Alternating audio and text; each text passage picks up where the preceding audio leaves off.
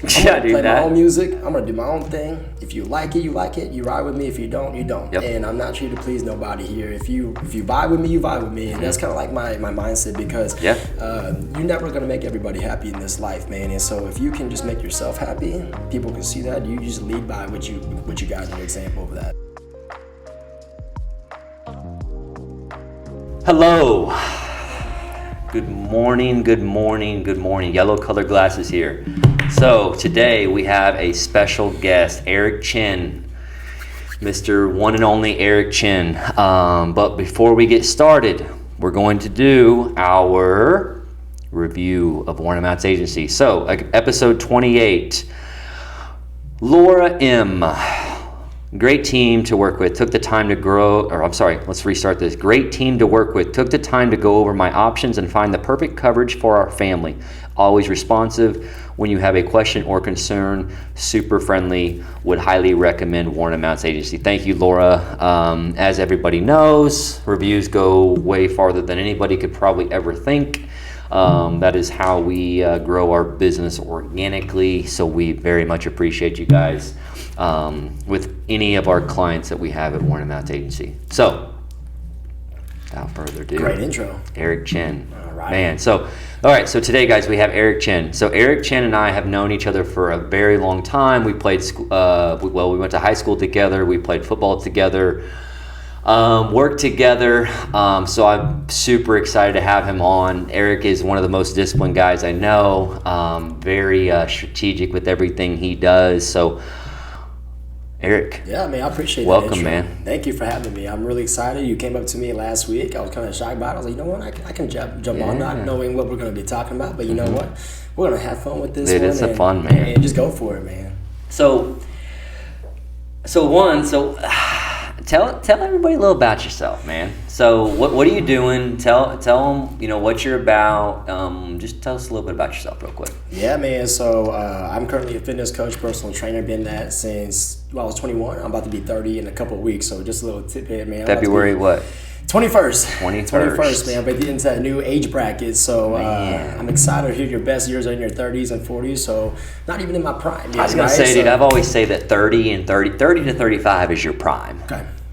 I got some time. I don't know if that's true or not. That's why I continue to tell myself. I told myself 25 to 30 was my prime. So, hey, okay. We learn as we go. Exactly. A little bit about me, man. So, as Jake said, we went to high school together, even worked together a little bit at our time at GNC. I've always been in the fitness, nutrition side of the realm. And so, for me, it's always been healthy, look good, feel good, make sure other people get that same feel. So when I work with people, I always coach the basics and then build upon that, see the long picture, because, trying to change something too fast, too soon, people tend to weave off. And as a coach and a fitness trainer, you got to be your own guinea pig, and you got to go through the ups and downs, what works, what doesn't, and then you got to debunk the myths that are out there, because so many things can be misread out there. Oh, do this and you'll burn this in 3 weeks and 4 weeks, and people are like, well, I didn't do it. Well, there's more than just doing this. There's 18, 20 different components. And so what people don't realize when I charge for my sessions and stuff like that, I'm shortcutting you the 10 years that I've learned in that 30, 45 minutes repetitiveness, as far as you can go and do your own research but not know what's true or right. Correct. And you're talking to the source right there to be able to support you and help you and find ways to set you up for success based on how what your work schedule is like, if you have kids, what type of stress you carry, how you're eating, how do you talk to yourself. That's huge, the mindset, right? 100%. So what you think you attract. And so super important to notice the thoughts that are in your head, and we can go places in there all the time. So this is really about how you coach and talk nice to yourself, support yourself, and give yourself credit, and that goes a long way. Watch your body change, apply the physical realm of that, change a little bit of how you eat, and just watch the long-term effects of what you can do with your body, and that applies into your work and real life stuff. With everything, man. I mean, that kind of starts with your foundation. Like you said, you gotta, when you feel good, you're gonna do well, you're gonna do good, right? All that things, it starts somewhere. So yeah, man, and you've been in the industry for a while, so I know you out of high school, you went to school. Where'd you go to school at? I went to Northwest Missouri State University, man. Okay. Go Bearcats. Go very Bearcats. good school. Okay. Man, my time there was very busy. I was in fraternity. I was working the strength conditioning program. I was working the fitness centers at that time. So picking people's brains, you know, and I grew up with a couple of my roommates. One I went to high school with, one that actually went to Harrisonville. And we were very close friends now, both chiropractors. And just picking each other's brains about what you can do with the body and what because they all align, you know, all your muscles align and your everything. So my time at Northwest was nothing but great experiences, one another. I did my undergrad and graduate there. I was gonna say, so what do you have there? So you got that? Yeah, so I got my undergrad in corporate wellness, and I got my master's in applied health and sports sciences, and right after that, continued my pursuit of fitness in what was now is called Oracle, but it's at Cerner. That was where I was at. I do remember that. Yeah, man. So Cerner. Because how long were you there? Because that was right out of school, right? Right out of school, man. I went there, accepted a job back in literally on my birthday, my last year of college, and was there from 2017 to a week before the pandemic. And it shut down. Okay. And so what I learned was I gotta do something different. Like I keep feeling like I'm getting, you know, when you're at a place somewhere too long and things just get repetitive and it's like your outlook and it's like, what do I need to do next to either A, fulfill me, to challenge me, change me, whatever you look for. Always looking for that next one. Correct. So 2020 came, also the year, you know, the Chiefs won that Super Bowl, super exciting. Boom, boom, boom, Chiefs by a mil, baby. That's right. We're gonna. I don't want to say that, but we're gonna stop them tomorrow. I think the W might be coming pretty soon, man. Boy. But man, did that for 3 years. I got to see what it's like to work in the corporate world of fitness. And how'd you like that? How would you like the corporate world? Because that's totally different, you know, than what you're doing now. So what's your thoughts on that? I think it's good if you want to just get the experience. I've met a lot of connections, still some good friends that I've met through that industry of that corporate world. But for me, man, it was just like a different experience. I didn't want to go to a commercial gym where I'm just trying to push the sales, right? Because I'm not really pushy with that thing. You know, I know that for me, I just want to lead by example, and then go a long way with that one too. So with that one, the corporate world, it was different because you're on a schedule, eight hours a day, you know. And so after a year and a half in, I'm sitting there, I'm like, man, I'm wasting my time here. I'm spending 8-9 hours a day here. I could be doing something way more efficient with my time. And so time is something that I've started to really gravitate towards because you think you have time and you don't have time. And trying to find the balance of when to give yourself that relaxation time, when to give yourself that time to dedicate to your work. And you have to have time for friends and family. You have a little balance in there. And I realized that I was not having the time I was getting at the corporate world. So for me, man, I finally jumped ship a week before the shutdown, the pandemic. I went through Orange Theory training. So that was when 2000, pandemic was 2020? 2020. God, that's crazy. It's already been 3 years. Three, man. So I'm looking at this. God, that's nuts. Oh, man. I'm so glad I made the jump, too, man, because it gave me those butterflies again to do something different. Never wore a microphone before to coach classes. Never been around so many people in 1 hour, man. You talk about, like, for me, I'm a super empathetic person, and I read people pretty well. And so, like, for me to have to coach anywhere from 28 to 42 people in 1 hour, this person could be having a great day. This person could be having a shit day. Yeah, this person just did something great. So this person's, a different mood. And so in 1 hour, how do you address all of them at the same time? That, man, you can't make everybody happy. And that's something I learned when I first joined. I was just like, fuck. I'm gonna play my own music. I'm gonna do my own thing. If you like it, you like it. You ride with me. If you don't, you don't. And I'm not here to please nobody here. If you vibe with me, you vibe with me. And that's kind of like my mindset because you're never gonna make everybody happy in this life, man. And so if you can just make yourself happy, people can see that. You just lead by what you got in your example of that. Dude, that is right on. I mean, that is spot on. Like, and that's nothing.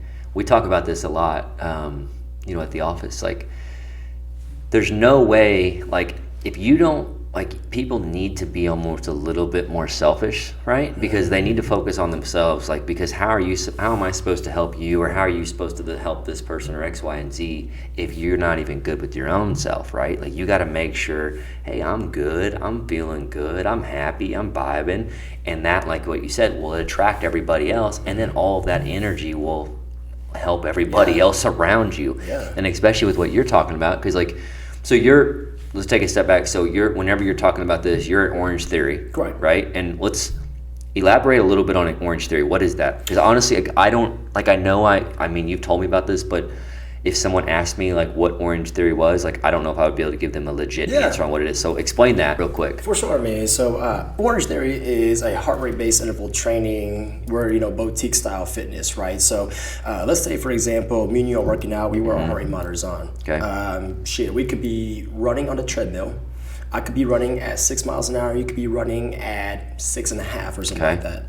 My heart rate could be at 90. Yours could be at 90. But notice the different parameters. You're running at half a mile above me, and I'm running at half a mile below you, but we're working the same 90%. So it doesn't matter if you've never worked out in your life or if you worked out for 10 years already. Your heart rate monitor is for the coach, myself, to track your progress, to know not to overtrain or undertrain you. So along the way, if you have a goal, our goal is to work within those heart rate zones, So the zones give me an idea of if I need to tell you to slow down or you check it, or if it gives me an idea to push you. And that right there is where the money's at right there, like knowing each person and where their shape becomes. So what's cool about this is because every 20 workouts at Orange Theory, your heart rate monitor recalibrates. So it puts together, every workout you get one data of how you trained. So after 20 workouts, the heart rate algorithm recalibrates to your next 20 workouts. All right, what does this look like? And how much shape are you in now? Wow. And every 20, I get the result coming in. I see it. I coach people on when to go above. And, to take a step back, I want to give a shout out to my coaches right now because, Matt Smith, Paige George, Faith Rollin, like that studio right there, my coaches and my manager, Haley, Sarah's and the Peyton, they all worked so well together. And that's what makes the studio vibe, because Orange Theory itself is a machine. Like, it's going to run no matter. But the people that you work with and the vibe that you create, the culture you create is very important. And so going back to what Orange Theory is, man, it's having a knowledgeable coaches. You're always going to have a personal trainer in the room or a coach. And it's just getting to make sure that everybody's getting the best experience and getting the right result too, the right way. Yeah. You know what I'm saying? So challenging, man, for sure. Dude, that is, because I mean, like, is it like, what kind of workouts is it too? Because that's what I was going to go into, is like, so it sounds like you're training like a high intensity type class that you got 20 to 40 people in there at a time. So is that like once a day? Is that are you doing 6-7 classes a day? Does it kind of depend? What's that look like? Depends on your studio size.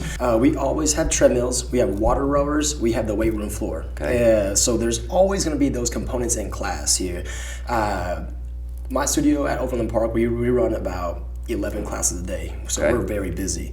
And so as a coach, we coach anywhere from 4 to 5 in a row. And are you doing that too? Yeah. So you're working out 4 or 5 times? Or? Oh, I'm not working out. I'm on the microphone. You're just on the mic. Yeah, okay. I'm directing and I'm challenging people, or I'm making sure the form is right. Because the biggest thing people talk about is, hey, will you check my form? Like, I don't want to get hurt. I'm like, my job is to make sure you don't get hurt. Working the right weight and everything. But man, if you come in the setup, you have orange lights first and foremost. That's the dopest part. Like when it gets dark, or it's the first in the morning, we work out at orange lights, and it's like nothing that I've ever been a part of. And I have free reign to play whatever music I want, and I can change it up. And so it's cool, man, to see. Because we have benchmarks. We have rowing benchmarks, running benchmarks, things like that. So it's in your app. So like if I say tomorrow's a benchmark day, let's say tomorrow's a 1 mile run. Hey, everybody pull out your phone. See what you did last time. Let's game plan and see how we can get you your next personal best. You gotta be realistic. What if you haven't been around 2 months and you came up on a day, it's a benchmark day. What's your expectations? I'm gonna try PR. No, you're not.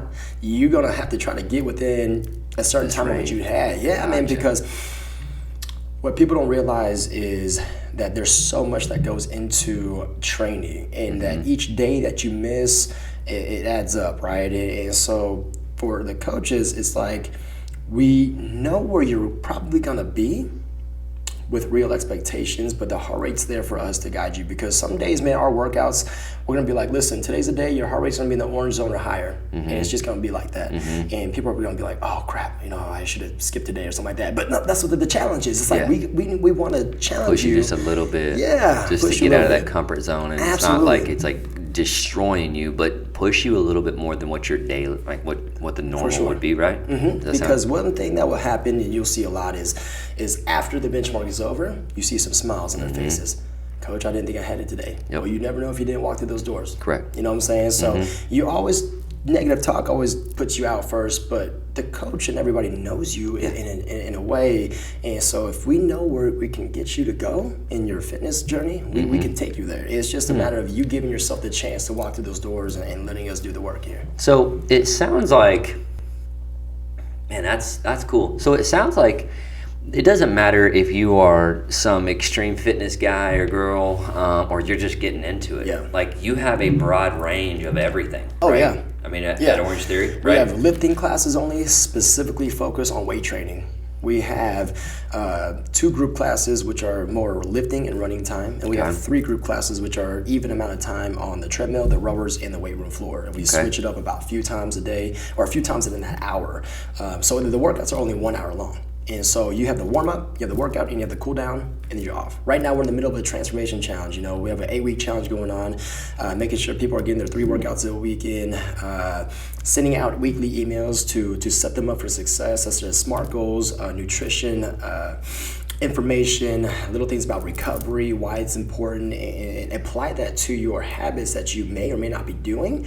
And the real like bread thing is like when you can apply in over 8 weeks in the challenge, but then apply that through the year, that's when your real results come in. And people think, 8 weeks, what's the real goal? Well, the real goal is to build a habit.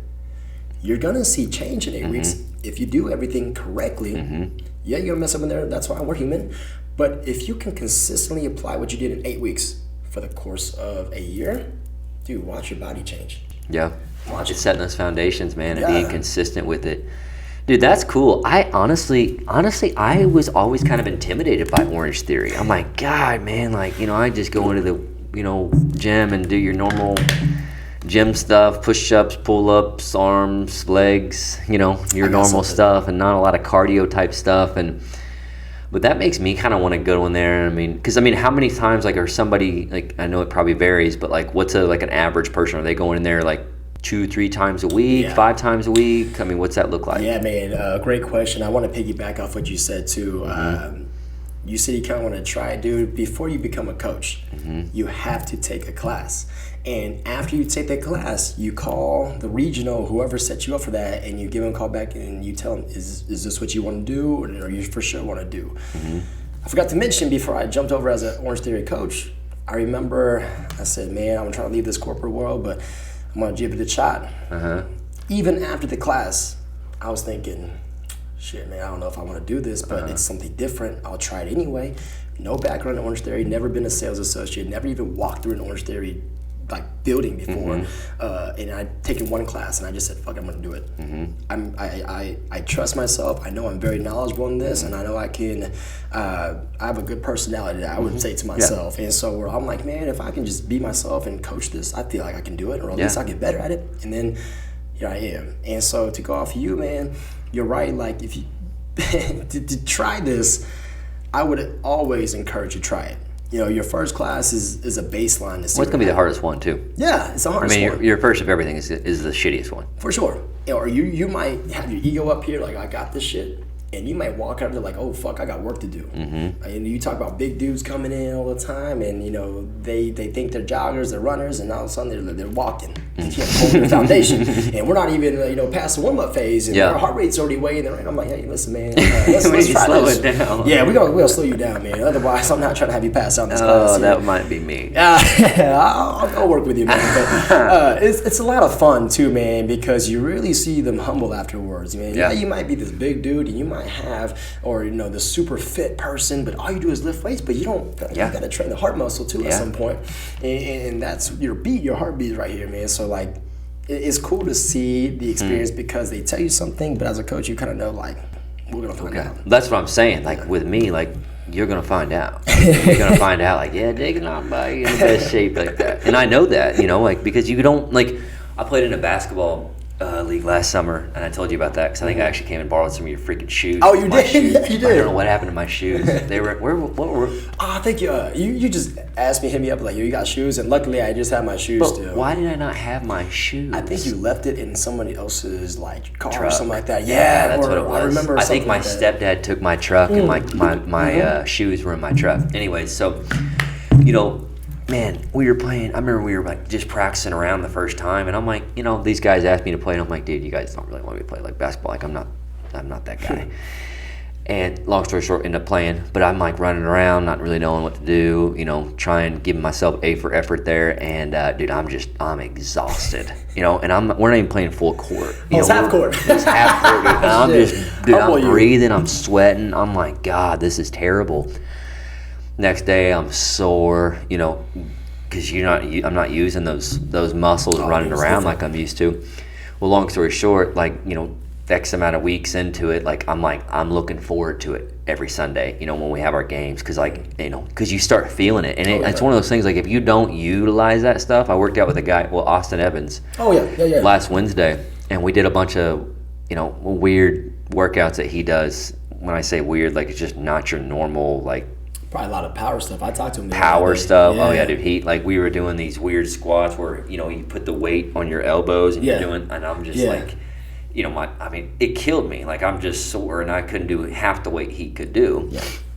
But I just say that because anytime you're doing anything different, it just freaking just destroys your. Yeah, you said something right there different. You want to change your outcome, something's got to change. That's you continue true. doing You can't continue to do the same thing. Yeah, this. You do the same thing. You're running in circles, man. So when I tell people all the time, so what have you changed? Nothing. Okay, cool. What can we change? I don't know. Well, if you change something, the variable's something's gonna happen. Yeah, you're gonna change. Happen. Exactly. Like if you want something to change in your body, change something else outside of it to make it change. For sure. Track it. And so I love that when you said something different. Shit, you said you felt something different. It's something different. But that's what I mean. If I was, because when I was playing the basketball league, I was consistently doing that once or twice a week, running around doing stuff. Felt really good, So if you consistently do something different, right? Like maybe if you incorporate Orange Theory once or twice a week, huge. That would be a game changer for you probably. Huge. And for me, man, the workouts change every day. So you never know what you're doing. That's why when you come to the studio, man, people are just kind of waiting to see what the coach has to say. And do you ever do classes? Yes, I actually did one yesterday, man. Okay. And I've been dealing with, some injuries because, I don't know if you know, but I was in a car wreck back in August. So I forgot about that. Yeah, dude, it was a head-on, man. And I just remember. Gosh, dude. Okay, let's take a step. Hold on. So me and Eric, we've known each other for a while, right? We played football together, ran together a little bit in high school. While you were in college, right? I was working I had managed a GNC. Oh yeah. And I love this. How did that come out? So we're going to talk about something. So GNC, did I reach out to you or did you reach out to me? Oh, I think what happened was I saw you posted on Facebook or something like, hey, I'm looking for a couple people That's to what it was. work. And I remember seeing that, and I just hit you a message. Dude, I haven't talked to you even 3 years before that, right? I just sent a message. I was a junior, going to my senior year of college. I needed a job. I needed some money. I hit you up. I was like, listen, man, I just want to come by and see if I can work with you. And at the time, I didn't really know you that well. We played football and did sports, but I didn't even know you that well. So I came in, and you said, all right, come in today. Let's talk and see what your hours look like and what we can do. Man, I walked out of there thinking, fuck, I don't think I got this job. I think he's probably got better candidates, quality.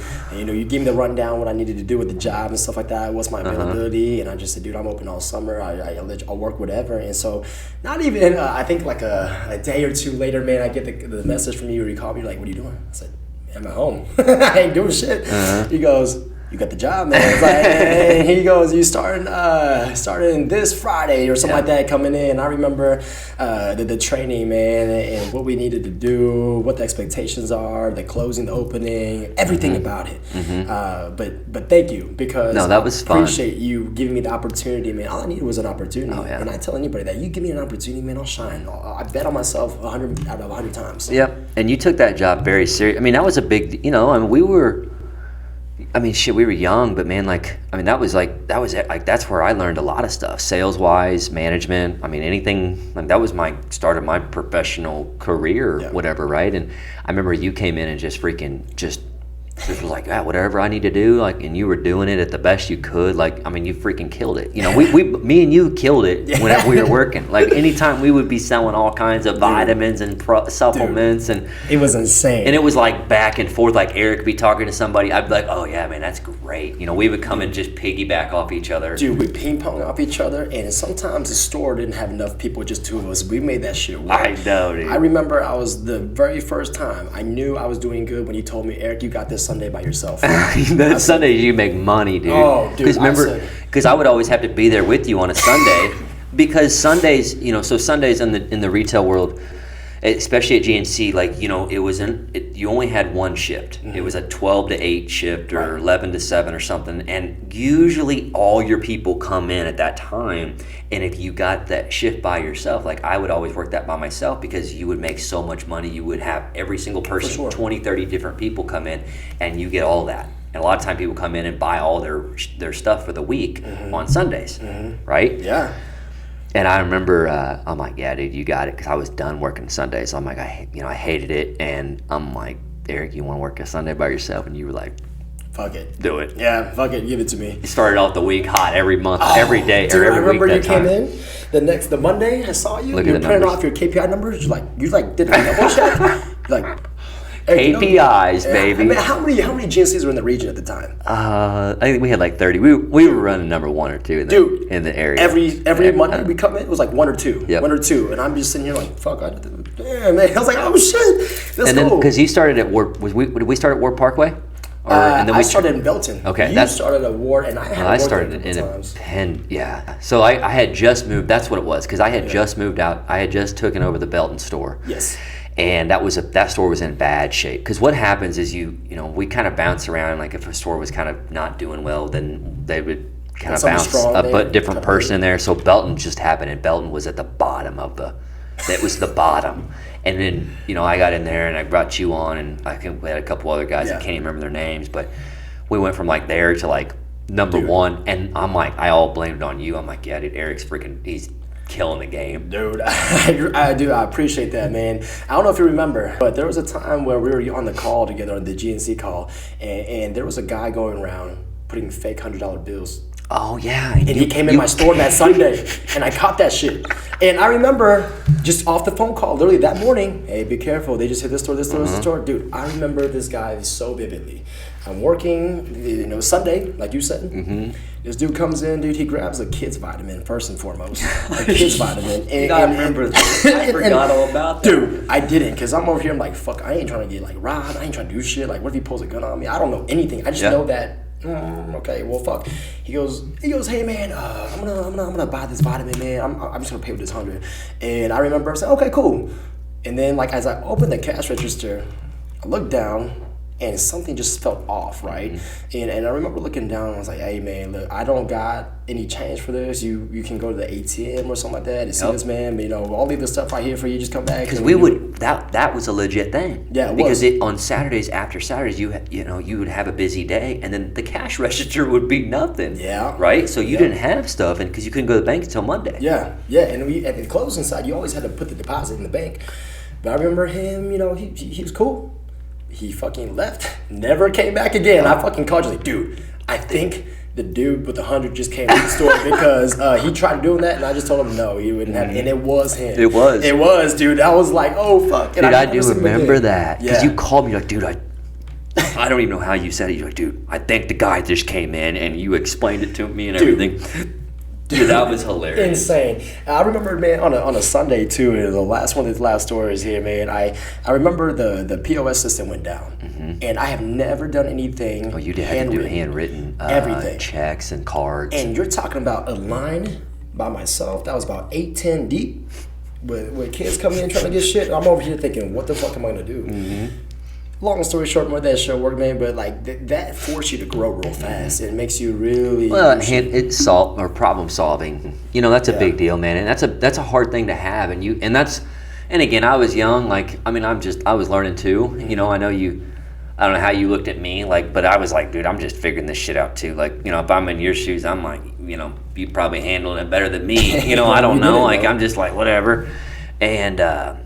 You know, that I do remember that, because that was pretty high pace, you know, or it could have been, and yeah, I do remember those days. And I always thought, like, man, you know, I always said it afterwards. I've said it for years. You know, I've said this so many times. I'm like, Eric Chen, like, if you ever want a guy to come, you know, work for you or do well, like, Eric Chen is that guy. I appreciate it, man. Yeah, you know? Like so, I said, thank you. And that started then, and yeah, so that was always fun. But to kind of get back to it, so like, I remember me and you, we would go, you know, that was the GNC stuff. That was all fun, like the work stuff. But then we would go to all these like bodybuilding shows and like hold up booths and stuff. Yeah.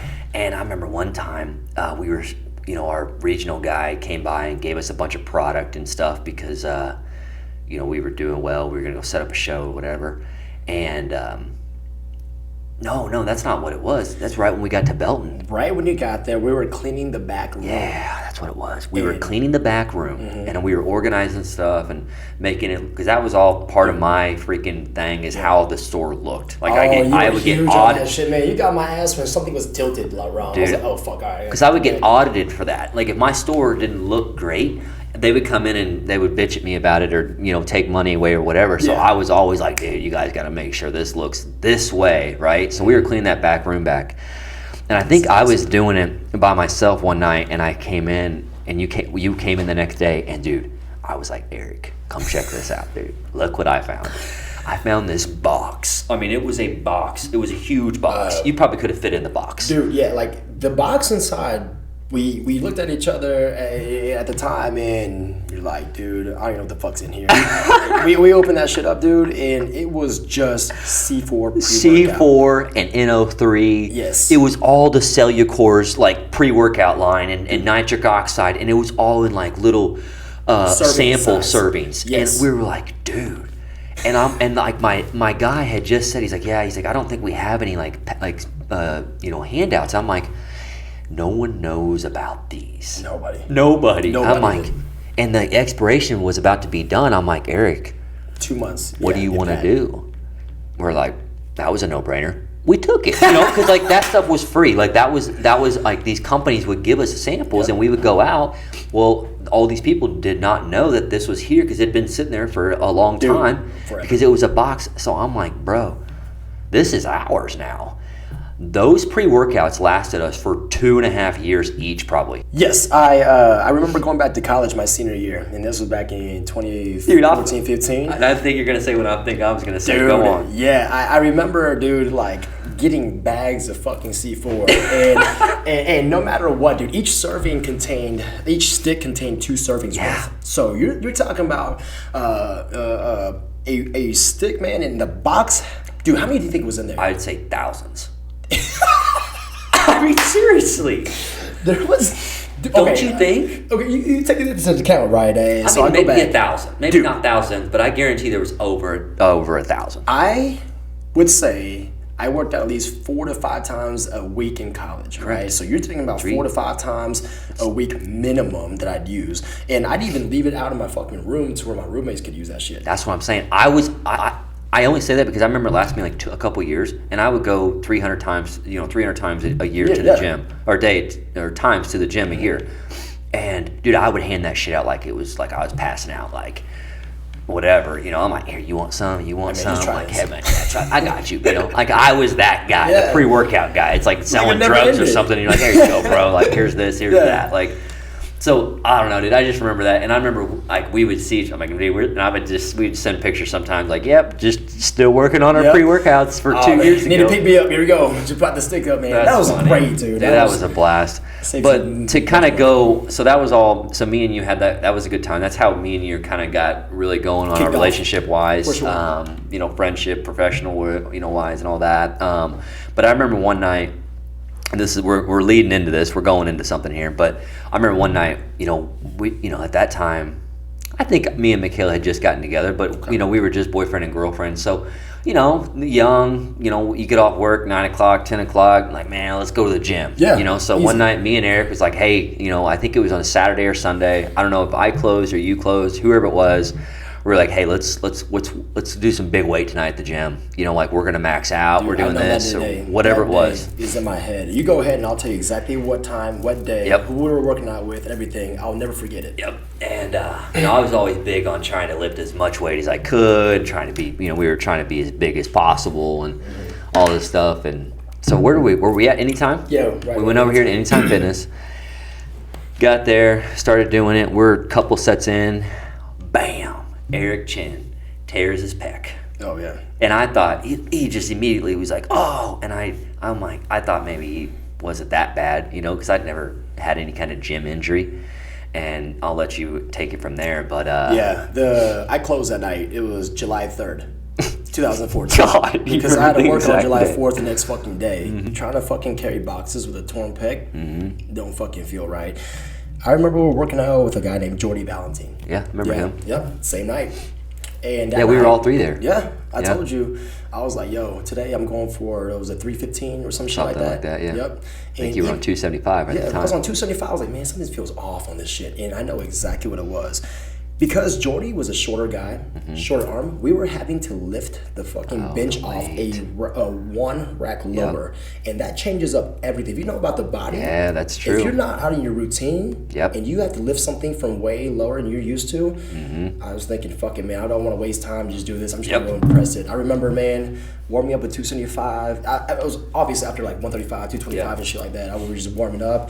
And like on the second rep of that warm up, I felt something rip. And it sounds like if you were to get a rope and just pull it apart and you could feel the strings come off, that's what it felt like from the top of my chest to my shoulder, and you can hear the rip in your body. And so I immediately said, grab that shit, and fell to the floor. God, dude, I remember this. And I remember not being able to do a push-up for 3 weeks. And then to go off of that story, that was what, July 3rd, 2014? This past last year, March 21st, 2022, I fucking tore the same spot again. This time it was dumbbell bench, and my ego got the best of me. I knew I could fucking press 100, and you know I was. Was that me and you together again? No, this was a different time. But I remember, man, when I was pressing that weight back in 2014, I weighed like 200 pounds. I was a big fucking dude at the time, and now I weigh like 170. A big difference, but I was still pressing the hundreds and stuff. I remember a guy was like, "Oh yeah, you know, hundreds. That's my goal." I'm like, "Oh, fuck it, you can do it. Just go do it right now." And I remember, you know, trying to prove a point, like, dude, you can fucking do it. And so I went to go ahead and I heard everybody worked out that morning. I went over there, grabbed the fucking hundreds, and said, "Here we go, try this." And I fucking went over. I did like half of one. I was like, "Fuck, I gotta reset." And then as I hit my second one, that fucking same feeling, but I caught my elbow fast enough to go get it in to try to prevent it from going worse, and I just dropped that shit. Yeah. And we just worked out like an hour ago. You saw me. I finally was able to get the push-ups, the range of motion back, and everything, dude. And I'm telling you, your ego is down the drain. 8 years apart from the tear, and you're thinking, Eric, what the fuck are you doing? I've literally thought, like, God, you're still dealing with that, you know? And like, but it's one of those things, and I feel like it sucks for you. Like, I've actually seen it, like, you actually, like, it does. It's an inconvenience. It sucks. Like, it's not fun. So I remember, like, I remember when you tore it, like, it was like, it was taking a long time for you to, like, get at it. And I'm like, God, what the heck? But out of all the people for this to happen to, like, you are probably the best one for it to happen to. Yeah. Because, one, you have a shit ton of freaking education on this, okay? And then it has helped you, I think, on a professional standpoint to be able to help people deal with these type of injuries. Oh, dude, yeah. Because I know I came to you with my shoulder problem situation, and you even though like I haven't been consistent with what you have told me, like I have done that, and I'll do it for a little bit, and then I get better, and then I'll come back to you in a couple, and I'll say, oh Eric, my freaking shoulder hurts again. Your shit? No, so again, like elaborate a little bit on that, on injury wise, on what that does to the body, and like best practices to get through that. Dude. Well, the first time I tore, I didn't get surgery. Usually when you tear something, it was a grade 2 for sure. I didn't get surgery. I said, no, I don't have the money for that. I don't have anything for that right now. And I just got to bet on myself to just be careful. Fast forward 8 years, going through school, going through my certifications, going through everything, picking physical therapist brains apart. I ask a fuck ton of questions when I go to the chiropractor, physical therapist, doctors and shit, because as a trainer, like, if you can apply everything what they're saying, your foundation, you know where to go with it. Yep. It's harder to explain than what I'm just trying to tell you, but the second time that I tore it, I remember, back to square one. All right, what do we got to do this time? And I had that 8 extra years of knowledge that I didn't have the first time I tore it, and then to apply it now. So the recovery was faster. Everything got better. That's awesome. I posted on my Instagram, man, from the time I tore my pec till even this year, I was able to maintain my weight, still gain muscle, still lose the body fat, and still get some strength back. And that's hard to do. When your mindset is, when all you preach is trying to stay positive, you do something that something that happens to you, how do you accept that challenge and then go forward with that? Practice what you preach. Yeah, practice what you preach. And so I've worked with various people injuries thinking they need surgery. I'm like, do this stretch real fast. It's gone. Yeah, you don't move enough. You don't do anything. Your automatic response is surgery or taking pills or doing something. And movement is medicine. Let me show you a few things here. If that doesn't get better, then go. I don't have the doctor title, but I've worked around a lot of people to know where to do, how to do it, and then go from there. I ask a lot of questions. This movement bother you? How about this? How about this? How about this? How about this? Like, I'm just making shit up right now. But if you give me something and I know how it feels when you're doing it, I know where to take you next. And as crazy as it sounds, like, I'm just very in tune with the body and how it works. And so this time around, man, I'm very grateful. It could have been way worse. I look at everything happens for a reason. And I think this shit happened to me so I can become better as a coach. That's what I'm saying. Yeah, and I can know what I'm talking about as you're feeling through shit, man. Like, I know how derailing it can be when you're at your physical shape. Because before I tore this, dude, I was killing it. I was like, fuck, I look the best and leanest I've ever been. And but man, you look good now. Like, you can see a really big difference with you, Eric. I mean, you're, again, in what you're saying, like, for everybody who doesn't know you, like, I mean, this guy, you go in and you'll stretch for 15, 20 minutes before you even get working out. Mobility, and all that. I always talk to honestly anybody about, even if they know you or not, like, I got a buddy, or Eric Chen, like, he's big on all these stretches and stuff, and I feel like that's they say, and I think you would probably agree with me, like, the stretching is sometimes is realistically one of the most important parts of working out. Because if you're not stretching out right, you're not letting your body and all these other things happen to you, which is going to help build and all these other things you're wanting to do. And it all starts with the stretching, and it kind of goes back to what we talked about with the foundation of everything. And it's just like with insurance, man, like, if you don't have a foundation, how are you supposed to put a roof on a house without a foundation? Right? So you got to start, and everybody wants to start here, with whatever that might be, but you got to start with all the stuff that's not that fun. Love that, because you see me, and I do. You practice what you preach. I do a lot of mobility. I do a lot of band work. It's actually quite stupid how much you do it. Because I'm in there like, God, dude, stop with this shit, man. Like, I'm in there like, I'm fine. I'll just do some warm-ups, and Eric's over there doing these, like, weird little things, and I'm like, gosh, I don't even know how to do that. I'm listening to my body, and I love it. No, you're very disciplined with that, and that's a big deal. And I feel like that's probably why you do so well with everything else that you're doing with the coaching and fitness training. So. One thing, man, I want to touch up on that is because, like, when we were younger, you can just go in there and do a couple warm-up sets and get the fuck after it. Well, as you age, man, you really got to start being smart about how you approach things. And that's why my workouts used to be an hour of just training. Now it's 20 minutes of mobility, band work, something, and then I might only get 20, 30 minutes of actual strength training time. And then that is like my biggest change of like, how the fuck did I used to do this? And then doing all this, man, that's been the biggest thing. But like you said, you got to build that foundation first.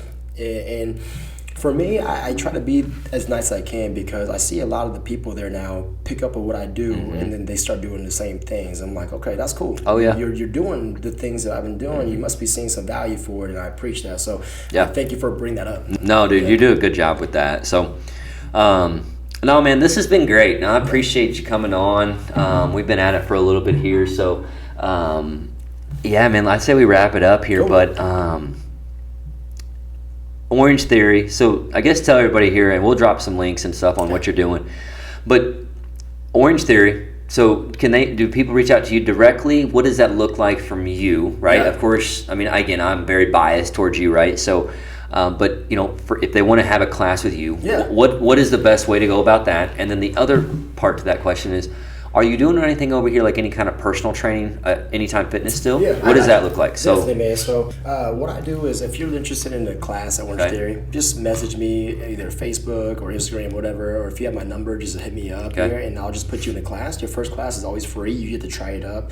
And as far as training goes, man, I've cut down a lot of my in-person training to where I only work with people online. Okay. Are you talking about like diets and stuff, or like? I have a sports nutrition certification as well, so I can direct them to the type of supplements to take as with their workouts. Okay.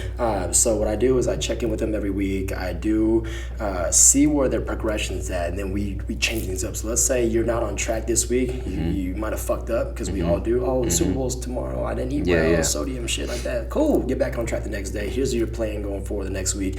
It's just honestly depends on your lifestyle. Okay. What do you do for your job? How active you are. That's where I rewire how much water you drink, sleep, how under stress you are. I am very, very detailed on what you have to do, because what works for you may not work for the next person. What I do may not work for you. So I have to sit down and really know you and understand you to tell you what to do next, to be able to see the results that you can do. So that's what I would do online, people, man. And there's a link in my Instagram where you can just click on it. It talks about what your biggest goals are. You can do this or that. And then I get that notification coming in. I see this. Cool. Gotcha. Okay. I know your little background. That's all I need. So what's in my questionnaire is all I need to know for me to set you up. Perfect. Okay. Cool, bro. Man, Jake, I appreciate this time, man. Hopefully, I can come back on and we talk about something else next time. But, dude, this has been amazing. Thank you for giving me the opportunity to jump on the first job that I ever got. I remember you said you should go back to school. I even tried to get you to come work here at Warren Mountain. Yeah. Oh, yeah. I was pretty persistent with that one too. For sure. So, for sure. No, you always got a place here, brother. Like I said, the discipline, the consistency of people and what you're doing, man, like it goes, and you love what you do. Yeah. And that's why one big thing, like, even though I was like, man, like, you could do this, like, come over here at Warren Mountain and blah blah, I did not push it hard, because I know you're loving what you're doing, and that says a lot about you, to just take your niche, get obsessed with that niche, and like literally like live and breathe it, live and die by it, and practice what you're preaching, and like, so. And kudos, I'm not even at my peak yet. You're not even 30. No, not even 30. So much more to learn. Very humbled. I always, like a sponge, squeeze everything in, soak it in, and apply it. But I'm here for you anytime you need me to, man, and vice versa. So just keep in touch. And likewise. I appreciate you having me, man. Okay. All right. Episode 28. Yellow colored glasses. Over and out, baby.